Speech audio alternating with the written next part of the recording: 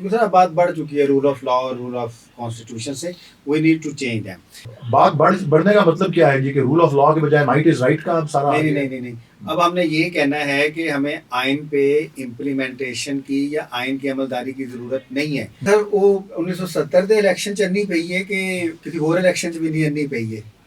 مقابلہ سخت ہے جی, مقابلہ سخت ہے, بہت سخت ہے. بخیر اس کا کیا کہتے ہیں پڑھی نہیں ہے لیکن طریقہ واردات مختلف ہے. نہیں سر میں طریقہ واردات امپیکٹ انالیسس کہہ رہے ہیں کہ 1970 تو زیادہ بھی کسی ساڈے الیکشن چنی پئی ہے. Probably not. جو 1993 میں نواز شریف کے خلاف غلام اسحاق خان نے کارروائی کی, انہوں نے اپنی زندگی کا ایک سٹینڈ جو لیا, آئی تھنک اس میں جو ہے میں سمجھتا ہوں تھوڑی سی ایک جھلک نظر آتی ہے کہ ایک کیونکہ اس میں یہی تھا کہ ایک اتھارٹیرین پریزیڈنٹ نے اپنی پرسنل لائک اور ڈس لائک کو مسلط کیا, ایک شخص کھڑا ہو گیا اس کے آگے, اور اس سے پہلے میرے خیال میں میاں نواز شریف کی زیرو, نہ کوئی پاپولیرٹی تھی, نہ کوئی کریڈیبلٹی تھی, نہ کوئی لیجیٹیمیسی تھی. وہ ضیاء الحق کی سیاسی اولاد سمجھے جاتے تھے. لیکن یہ ان کو کریڈٹ ضرور جاتا ہے, اور اس حوالے سے کہ جو انہوں نے وہ سٹینڈ لے لیا, میں استعفیٰ نہیں دوں گا, میں اسمبلیاں نہیں توڑوں گا, میں ڈکٹیشن نہیں لوں گا. رول آف کانسٹیٹیوشن سے we need to change them. اچھا سر اب ہم آگے بڑھتے ہیں سر, کیونکہ ہم نے اب تھوڑا پولیٹیشینس کی بات کرتے ہیں سر. بات بڑھنے کا مطلب کیا ہے جی کہ رول آف لا کے بجائے مائٹ از رائٹ کا اب سارا نہیں. اب ہم نے یہ کہنا ہے کہ ہمیں آئین پہ امپلیمنٹیشن کی یا آئین کی عملداری کی ضرورت نہیں ہے. ہمیں ریاستی اور معاشرتی انصاف کی ضرورت ہے. ہمیں ریاستی اور معاشرتی جو تقاضے ہیں ریاست کو کھڑا کرنے کے, جو ہمارے بنیادی تصورات ہیں اقتدار اعلیٰ کے, جمہوریت کے, ریپریزنٹیشن کے, بنیادی حقوق کے, اس کے اوپر ہمیں اپنی آئین سازی اور قانون سازی کرنی پڑے گی. جی بالکل درست. اتنا کولیپس کر چکے, میری بات کرنے کا مقصد یہ. جی میں اس سے کوئی انکار نہیں ہے جی, میں اس سے اتفاق کرتا ہوں. شاید ہمیں یہ رخ لینا پڑے کہ ہم ایک نئی دستور ساز اسمبلی کا الیکشن کروائیں اور ایک نیا دستور جو ہے اس کو تشکیل دیں. یہ ہو سکتا ہے, یا ہو سکتا ہے ہم اس کو بھی انڈورس کریں, اس کو یا اس میں چینج کرنا, اس میں کوئی ایسا اس کو مضبوط مزید کریں, لیکن ایسے طریقے سے جس میں اختیارات کی تقسیم جو ہوتی ہے, جس کو ٹرائیکاٹمی آف پاورز کہا جاتا ہے, وہ واضح ہو, جو کہ ایک آئین کا بنیادی اصول ہے, کسی بھی آئین کا, کسی بھی جمہوری نظام جس میں چیکس اور بیلنسز ہوتے ہیں, جس میں احتساب کا will of the people must be translated. will of the people must be translated. and نہیں خیر will of the people وہ اس کی بھی لمٹس ہوتی ہیں. دیکھنا جی, اب ایڈولف ہٹلر بھی will of the people سے ہی آیا تھا, وہ جمہوری نظام کے بنیادی سٹرکچرز کے اندر will of the people, بنیادی سٹرکچر, اور پھر وہ will of the people, اور پھر بنیادی سٹرکچرز کا جس میں خاص طور پہ اختیارات کی تقسیم اور trichotomy of powers, checks and balances, holding institutions accountable, آپ کی مقننہ اکاؤنٹیبل ہو, آپ کی ایگزیکٹو اکاؤنٹیبل ہو, اور یس جوڈیشری بھی اکاؤنٹیبل ہو, لیکن جوڈیشری جو ہے that is the ultimate guardian of the constitution, اور وہ اگر اپہولڈ کرتی ہے اس کے پھر ایک میں پوڈ کاسٹ کروں گا اس کے اوپر آپ کے ساتھ کہ judiciary should be accountable by the parliament اور ناٹ. اچھا سر ہم آگے بڑھتے ہیں, پولیٹیکل پارٹ پہ ڈسکشن کرتے ہیں پولیٹیشینس کے بارے میں. پہلے پولیٹیشین جو الیکٹڈ پاکستان میں آتے ہیں ذوالفقار علی بھٹو ہیں سر, آپ سر ان کے دور کو کیا سمجھتے ہیں, جمہوریت کے لیے, گورننس کے لیے, پولیٹیکل ریفارمس کے لیے, کیا ہمارے پولیٹیکل پروسیس میں وہ ایک سنہری باب ہے سر؟ اگر آپ باقی ساری تاریخ کو ملا کر کے اور بحیثیت مجموعی دیکھیں تو سنہری باب کی حد تک تو نہیں میں جاؤں گا, کیونکہ وہ بڑا ایک اسٹرانگ ورڈ ہے, میرے کو تحفظات ہیں اس پہ, لیکن باقی ابواب سے بہتر باب ہے. اور اس کا میں سمجھتا ہوں کہ سابق وزیر اعظم ذوالفقار علی بھٹو جو ہیں, دو چیزوں کا کریڈٹ تو ان کو جانا ضروری ہے جو کہ دیر پا اور جو لانگ لاسٹنگ اور وہ رہیں, ایک نیوکلیئر پروگرام اور دوسرا 1973 کانسٹیٹیوشن. لیکن اگر آپ ان کی اپنی پرسنالٹی کو دیکھیں اور جس طرح سے انہوں نے ایک پاکستان کو ایک کانسٹیٹیوشن متفقہ دینے کے بعد پھر انہوں نے بھی اب تیسری ترمیم یا چوتھی ترمیم جو اس میں ہوئی, وہ محض صرف ایک چیف جسٹس, ان کا نام سردار محمد اقبال تھا, ان کو ریٹائر کرنے کے لیے وہ ترمیم کی گئی کہ جی وہ چیف جسٹس کو ہٹانے, کیونکہ انہوں نے ان کے کسی سیاسی مخالف کو جو ہے وہ بیل دے دی تھی یا اس طرح کی وہ چیز کر دی. تو وہ ساری جو ہے کرٹیسزم یہ بھی ہے کہ وہ بھی ڈیموکریٹ نہیں تھے. جی وہ ڈیموکریٹ آمرانہ رویہ تھا, چلے آئین تشکیل تو دے دیا, وہ پھر لاگو بھی ہو گیا, پھر ایک بلوچستان کی حکومت توڑی, ادھر سے صوبہ سرحد اس وقت جو تھا اس نے اس کے سمپتھی میں یا اس سے اظہار یکجہتی میں استعفیٰ دے دیا. تو فیڈرل سٹرکچر کو بھی وہ ساری پرابلمس جو ہیں وہ پھر آئیں. اور پھر جو 1977 کا الیکشن ہوا اس وقت تک کچھ ہوش میں نے سنبھال لی تھی. اس میں تو جسے کہتے ہیں نا انی بات تھی. اچھا سر, وہ 1970 دے الیکشن چ انی پئی ہے کہ کسی اور الیکشن چ بھی نہیں انی پئی ہے؟ مقابلہ سخت ہے جی, مقابلہ سخت ہے, بہت سخت ہے. بخیر اس کا کیا کہتے ہیں پڑھی انی ہے لیکن طریقہ واردات مختلف ہے. نہیں سر, میں طریقہ واردات امپیکٹ انالیسس کہہ رہے ہیں کہ 1970 تو زیادہ بھی کسی ساڈے الیکشن چ انی پئی ہے. پروبیبلی ناٹ, نہیں میرے خیال میں نہیں, اس سے زیادہ نہیں. لیکن کیونکہ وہاں پہ جو کچھ ہوا تھا اور جہاں کے جس طرح سے بیلٹ باکسز کو اٹھا کے لوگ دیدہ دریدی سے لے کے گئے تھے, جس طرح سے کھیتوں کے اندر سے بیلٹ باکسز اور ووٹس نکلے تھے اور چیزیں نکلتی آ رہی تھی, بہت سی چیزیں اس وقت بھی ہوئی تھی, وہ اس وقت کی ٹیکنالوجی کے حوالے سے تھی. اب تو زیادہ سوفسٹیکیٹڈ ہو گیا ہے. مطلب یہ ہے نہیں, مطلب جس طرح آپ دیکھیں کہ اب 2024 میں الیکشن ہوا 8 فروری کو, لیکن دیکھیں نا اس وقت سٹینڈرڈز اور تھے, اب سٹینڈرڈ اور ہیں. دنیا کے آبزرورز آپ کے یہاں آئے ہوئے ہیں, آپ نے ٹائم باؤنڈ چیزیں الیکشنز ایکٹ میں ڈالی ہوئی ہیں. تو وہ مطلب اگر آپ خلاف ورزیوں پہ اتریں یا اپنے ہی وضع کردے قانون کے اوپر جو ہے نافرمانیوں پہ اتریں تو میرے خیال میں 2024 کا مقابلہ تو کوئی بھی الیکشن نہیں کر سکتا. سر اب ہم چلتے ہیں 90s کی پالیٹکس, پولیٹیشینس کے بارے میں بات کر رہے ہیں. نواز شریف اور بے نظیر کا جو ایک سیاسی حریف رہے ہیں اور وہ جو 10 سالہ پالیٹکس ہوئی ہے, 10-11 سالہ, آپ اس کو سر کیسے دیکھتے ہیں؟ کیا اس نے پاکستان میں جمہوریت کو, جمہوری اداروں کو, آئین کو, رول آف لا کو, جو ہمارا ایک ڈیموکریٹک پروسیس تھا اس کو مضبوط کیا؟ کچھ لحاظ سے کیا بھی اور کچھ لحاظ سے نہیں بھی کیا. میں سمجھتا ہوں کہ اس میں ایک واقعہ جو اسٹینڈ آؤٹ کرتا ہے وہ یہ ہے کہ وہ جو آئین کا جو اتھارٹیرینزم تھا جو جنرل ضیاء الحق چھوڑ گئے ہوئے تھے پیچھے اس وقت کی 8ویں ترمیم کر کے, اور سارے اختیارات صدر کو دیے ہوئے تھے اور ساری ذمہ داریاں وزیر اعظم کو دی ہوئی تھی, جس میں پہلے ضیاء الحق نے محمد خان جنیجو کو جو ہے ان کی گورنمنٹ کو فارغ کیا, خود ان کو انسٹال کر کے الیکشنز نان پارٹی کرا کے, پھر 2 دفعہ بے نظیر بھٹو برطرف ہوئی, 1 دفعہ نواز شریف برطرف ہوئے. اس میں کم از کم یہ تھا کہ جو 1993 میں نواز شریف کے خلاف غلام اسحاق خان نے کارروائی کی, انہوں نے اپنی زندگی کا ایک سٹینڈ جو لیا, آئی تھنک اس میں جو ہے میں سمجھتا ہوں تھوڑی سی ایک جھلک نظر آتی ہے کہ ایک, کیونکہ اس میں یہی تھا کہ ایک اتھارٹیرین پریزیڈنٹ نے اپنی پرسنل لائک اور ڈس لائک کو مسلط کیا, ایک شخص کھڑا ہو گیا اس کے آگے, اور اس سے پہلے میرے خیال میں میاں نواز شریف کی زیرو, نہ کوئی پاپولیرٹی تھی, نہ کوئی کریڈیبلٹی تھی, نہ کوئی لیجیٹیمیسی تھی. وہ ضیاء الحق کی سیاسی اولاد سمجھے جاتے تھے, لیکن یہ ان کو کریڈٹ ضرور جاتا ہے. اور اس حوالے سے کہ جو انہوں نے وہ سٹینڈ لے لیا, میں استعفیٰ نہیں دوں گا, میں اسمبلیاں نہیں توڑوں گا, میں ڈکٹیشن نہیں لوں گا, اس نے ایک عارضی سطح پر, کیونکہ یا تو پھر وہ ایک سٹینڈ لیتے نا تو پھر سٹینڈ پہ اپنی باقی ساری عمر قائم رہتے.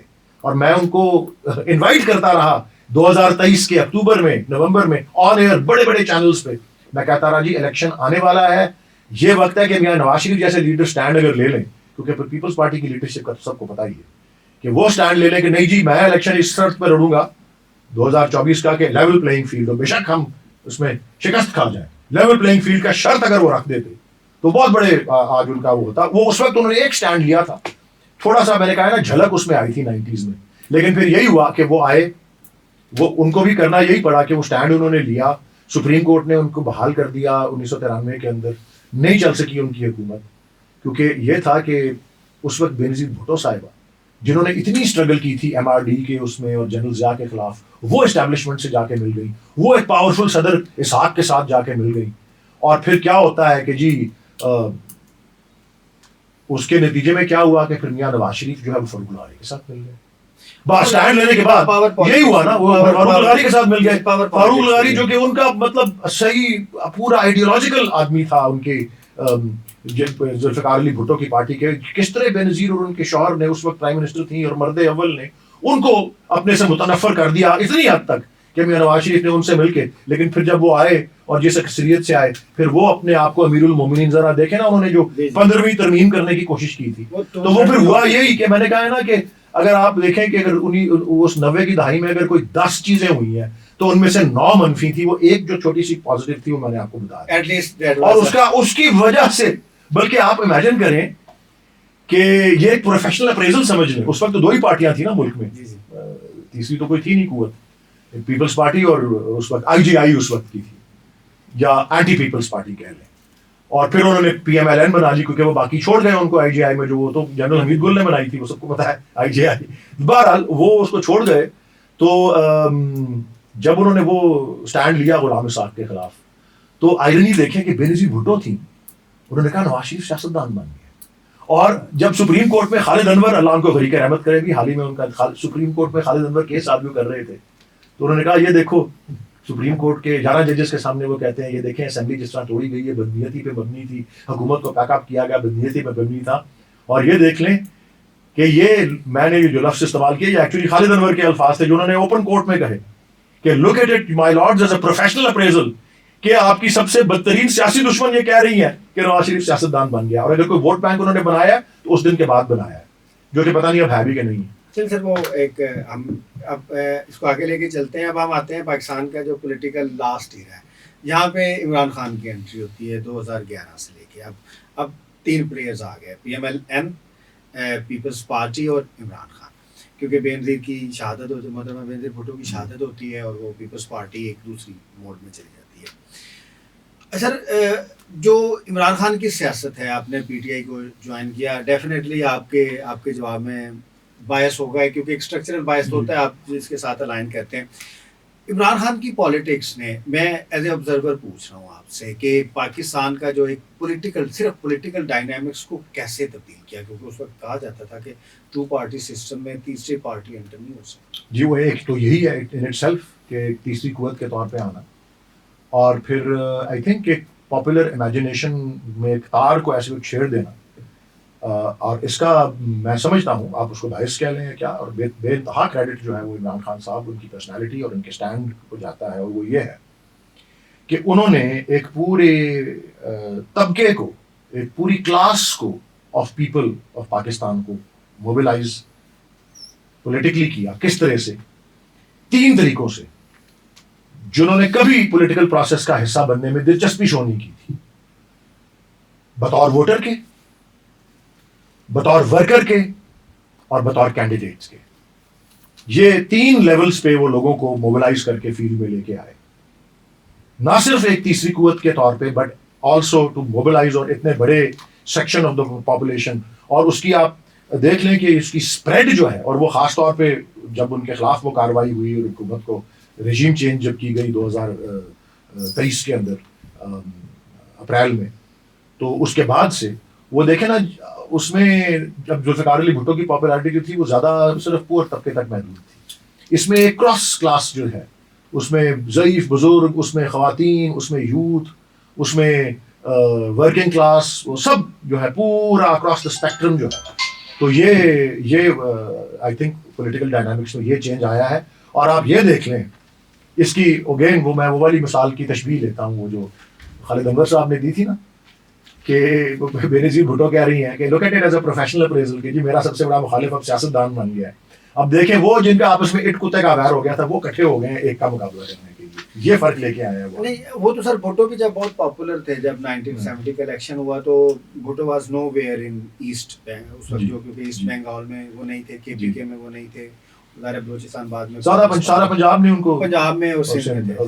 ظاہر عمران خان کے بارے میں, بلکہ نواز شریف نے بھی ان سے اچھا پرفارم کیا. اب عمران خان کے بارے میں کہ پاکستان کے جو موجودہ پاکستان ہے اس کے سارے پاکٹس میں وہ پاپولر ہیں, سوائے انٹیریئر سندھ کی پاکٹ کے, ادھر پاپولر اتنے نہیں ہیں, اور ایک بلوچستان کی بلوچ بیلٹ میں, باقی جتنے بھی پروونسز ہیں ہر جگہ عمران خان صاحب ہیں. سر آپ نے PTI کیوں جوائن کی؟ میں نے اس لیے جوائن کی کیونکہ مجھے جو وقف عمران خان نے لیا ہوا تھا, اور وہ 2 ستونوں پر ہے, وہ PTI کا جو فلاسفی پوری وہ یہی ہے کہ جی کرپشن سے آزاد نظام نمبر 1, اور نمبر 2 کہ طاقتور اور کمزور کو قانون کی نگاہوں میں برابر کر کے لانا. لیکن اس کے اوپر جب ان کی گورنمنٹس آئی ہیں کام نہیں ہوا. وہی تو سارا رونا ہے جی. اگر ہم کوئی کام کرنے جو کہ نہیں تھے گورنمنٹ, تو اس کو اگر اپنا مدت پوری کر لیتی تو ووٹرز نے فارغ کر دینا تھا نا. تو پھر اگلی بار نہیں, میں تو سمجھتا ہوں کہ کرتے یا نہ کرتے اس کو نوبت ہی نہیں آنے دی نا. وہی تو میں کہہ رہا ہوں. اور اگر کرنے دیتے تو جو بھی چاہ رہا تھا کہ رجیم چینج ہو شاید اس کا مقصد پورا ہو جاتا اور وہ جائز طریقے سے پورا ہو. سارے ضمنی الیکشن پی ٹی آئی بڑی بری طریقے سے پنجاب میں بھی ہار رہی تھی جب وہ پاور میں تھی. جی جب پاور میں نہیں رہی تو سارے کے سارے 22 میں سے 24 میں سے 25 میں سے 18 جیت گئے. اور میں تو کہہ رہا ہوں نا کہ یہ اس کی وجہ سے اب آپ دیکھ لیں کہ کیسے دو جو پولیٹیکل جن کی سیاسی رقابت جن کی سیاسی عداوت کیسی تھی وہ دونوں اکٹھے بیٹھ کے چلا رہے ہیں. آپ نے کبھی سوچا تھا کہ آصف زرداری صدر ہو گئے اور شہباز شریف پرائم منسٹر ہو گئے؟ سر اس کو تھوڑا اکیڈمیکلی ہم دیکھتے ہیں کیونکہ تینوں پارٹیز کے کانسٹیٹیوشنز ہم نے اس کے اوپر ایک ریسرچ بھی کی ہے. سر جو پاکستان کی بنیاد مذہبی پارٹیز کو ہٹا کے جو مین اسٹریم کی دوسری پارٹیز ہیں ان کی کوئی آئیڈیالوجی میں فرق نہیں, ایک جیسی ہی آئیڈیالوجی ہے. اب پولیٹیکل ریکروٹمنٹ دیکھ لیں, ایک الیکٹیبل ہے چاہے وہ پیپلز پارٹی میں آ جائے, چاہے نون لیگ میں آ جائے, چاہے وہ پی ٹی آئی میں آ جائے. آرگنائزیشنز دیکھ لیں سینٹرلائزڈ ہے, پارٹی کی آرگنائزیشنز نہیں ہیں, جو لیڈر کہے گا وہی ایک پروسیس ہے. پولیٹیکلی وہ ڈیموکریٹک نہیں ہے, نامینیشن ہے ساری ہر جگہ پہ. ابھی بھی پی ٹی آئی نامینیٹ کرتی ہے کہ یہ ہمارا چیئرمین ہے, یہ ہمارا ہے, اور بعد میں وہ جس طرح الیکشن ہوتے ہیں وہ ظاہر ہے سب کو معلوم ہے تمام پولیٹیکل پارٹیز کا. تو sir P T I specifically P T I کی پولیٹیکل فلاسفی کیا ہے, اس کی آرگنائزیشنل اسٹرینتھ کیا ہے, اور وہ ایز اے پولیٹیکل آرگنائزیشن کیسے کام کرتی ہے؟ دیکھیں جی, ایک پولیٹیکل پارٹی کی جو ہے سکسیس ایک آئیڈیل سسٹم میں وہ تو دو چیزوں پر میرے رائے میں دو چیزوں پہ جو ہے وہ منحصر ہوتی ہے. نمبر ایک آرگنائزیشن اور نمبر دو ووٹ بینک.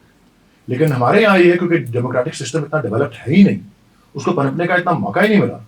اور کچھ صورتحال اس طرح کی نظر آتی ہے کہ اب پولیٹیکل پارٹیز ایسی ہیں جن میں آل آرگنائزیشن ہے اینڈ نو ووٹ بینک. اب آپ دیکھیں جماعت اسلامی کتنی آرگنائز پارٹی ہے بٹ ان کا ووٹ بینک اگر آپ ٹوٹیلٹی میں دیکھیں تو کتنی سیٹوں پہ نہیں ہے, کیونکہ وہ ایک پرٹیکولر. میں سمجھتا ہوں دوسرے اینڈ آف اسپیکٹرم پہ یہ ہم آ گئے ہیں کہ پی ٹی آئی کے جس کا امینس ووٹ بینک ہے لیکن اس کی آرگنائزیشن اس نوعیت کی نہیں ہے.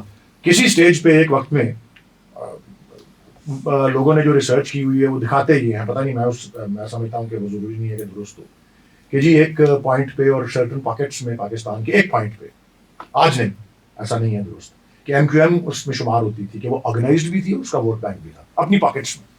لیکن پھر جب وہ بات کرتے ہیں تو جو ان کے مخالفین ہیں وہ کہتے ہیں نہیں جی وہ آرگنائزیشن اور ووٹ بینک تو اپنی جگہ, اس کے ساتھ بہت سارا اسلحہ بھی جو ہے وہ جب اسٹیٹس کو کے خلاف یا نظام کے خلاف جب ریاست آگے کھڑی ہوئی ان کے, تو پھر ان کی بھی آرگنائزیشن کہیں نہیں رہی. یہ بھی ایک کرٹیسزم ہے, لیکن جتنی پاپولر اپیل ہے, اب یہ انٹرنیشنل اسٹینڈرڈز ہیں کہ اگر آپ کی 50% سے اوپر پاپولیرٹی ہو تو پارٹی اگر آرگنائز نہیں ہو رہی, جتنے مرضی مشکل سرکمسٹانسز ہیں, تو پھر پارٹی کا اس میں کیپیسٹی کے ایشوز ہیں, کیونکہ وہ ایک سرٹن انڈیکیٹر ہے کہ 12-15% پاپولیرٹی پہ آرگنائز ہو کے 50-40% تک اپنا الیکٹوریٹ کامیابی تک لے کے جاتے ہیں.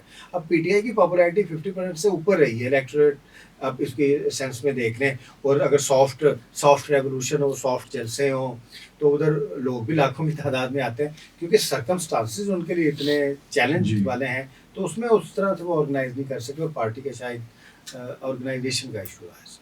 پارا جی آپ ایک مجھے پوچھ رہے تھے پولیٹیکل فلاسفی کیا ہے. میں سمجھتا ہوں کہ پولیٹیکل فلاسفی وہی ہے. میں ایک اور وجہ جو میری اس کے ساتھ منسلک ہونے کی ہے وہ یہی ہے کیونکہ میں جو تصور کیا آپ کو میں نے بتایا بھی کہ جس طرح علامہ اقبال نے قائد اعظم کو لکھا تھا سوشل ڈیموکریسی جس کی بنیاد ہوتی ہے کراس کلاس کوآپریشن, یہ اس کی پولیٹیکل فلاسفی ہے. مطلب آپ میں نے کہا نا کہ اس میں پورا اسپیکٹرم ہے کہ پور سے لے کے رچ, ویمن سے لے کے بزرگ سے لے کے یوتھ, مڈل کلاس, وہ سب پروفیشنلز, سیلریڈ پیپل, وہ ایک کراس کلاس کوآپریشن کی اس کی جو ہے پولیٹیکل فلاسفی ہے.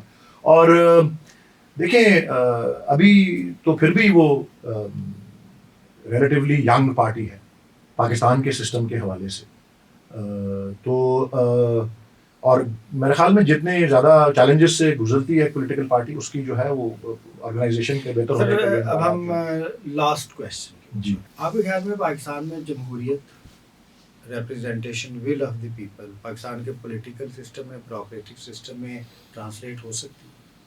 بالکل ہو سکتی ہے جی. میں سمجھتا ہوں کہ کچھ آئینی اصلاحات شاید اس کے لیے بہتر ہوں.